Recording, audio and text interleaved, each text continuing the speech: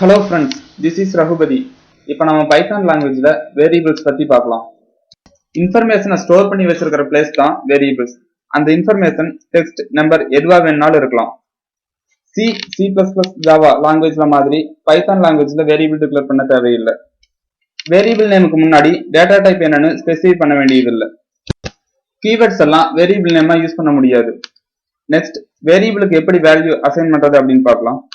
Variable name, then assignment operator, then assign பண்ண வேண்டிய value. String வேல்யூவை ஸ்டோர் பண்றதுக்கு single quote or double quotes or triple quote use பண்ணலாம். Next example பார்க்கலாம். ஏங்கிற வேரியபிள்ல ஹலோங்கிற ஸ்ட்ரிங்கை ஸ்டோர் பண்றேன். ஸ்ட்ரிங்கை ஸ்டோர் பண்றதுனால நாங்க சிங்கிள் கோட் யூஸ் பண்ணியிருக்கேன். நம்ம டபுள் கோட் கூட யூஸ் பண்ணிக்கலாம். நெக்ஸ்ட் வேரியபிள்ல இருக்க வேல்யூவை எப்படி டிஸ்பிளே பண்றது அப்படின்னு பார்க்கலாம். Print open parenthesis close parenthesis மிடில்ல வேரியபிள் நேம். இப்ப ஏங்கிற வேரியபிள்ல ஹலோங்கிற ஸ்ட்ரிங் ஸ்டோர் ஆயிருந்துச்சு. இப்ப அது டிஸ்பிளே ஆயிருக்கு.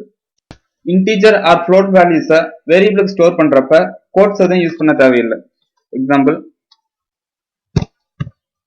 சிங்கிற வேரியபிள்ல 10 அப்படிங்கிற இன்டீஜர் ஸ்டோர் பண்றேன். டிங்கிற வேரியபிள்ல ஒரு ஃப்ளோட் வேல்யூ ஸ்டோர் பண்றேன். இப்ப இந்த வேரியபிள் இருக்க வேல்யூவை டிஸ்பிளே பண்ணலாம்.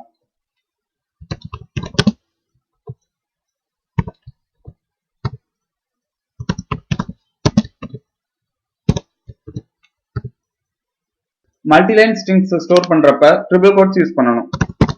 எக்ஸாம்பிள் பார்க்கலாம்.